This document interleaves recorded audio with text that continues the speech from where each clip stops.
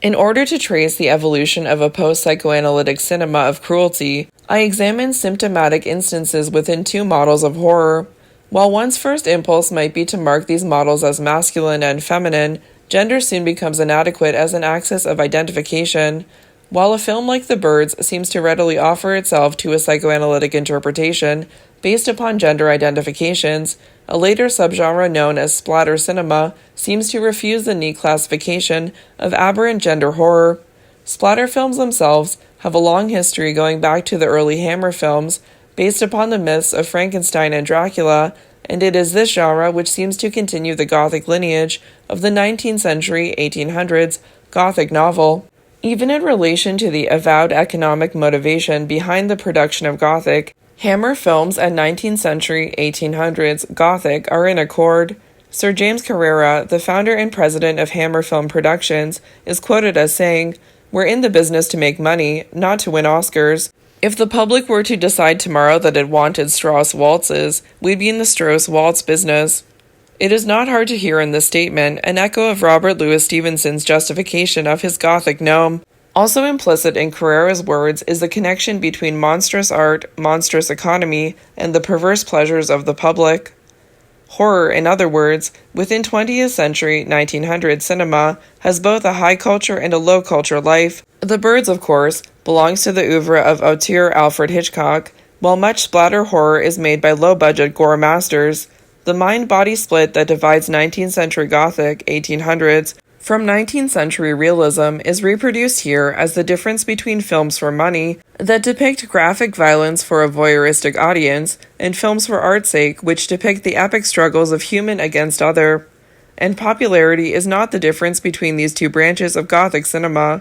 The difference again lies in the depiction of bodily monstrosity and the division of fear into psychological and physiological categories. Nowadays, of course, the psychological horror film is called the thriller, and in the psychoanalytic tradition, it tends to represent fear through narratives about rape and sexual murder, Jagged Edge, Unlawful Entry, Blink.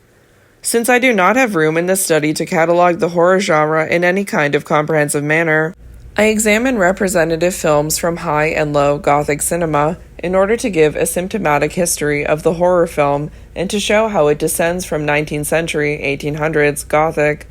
I look first at Hitchcock's The Birds as an example of female paranoia, which bears comparison to Freud's case history of a paranoid woman, and as an example of the psycho-horror lodged within the heart of the ordinary, the natural, and the everyday.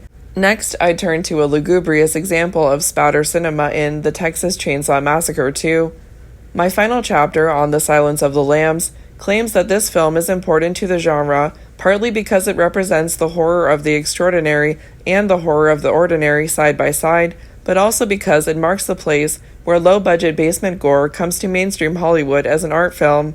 It is not enough to remark that Jonathan Demme, therefore, sells out the cult status of the B-movie and transforms it into a mainstream commodity. Rather, Demme robs liberally from both the psychodrama and the bloodfest to create the thinking person's splatter film.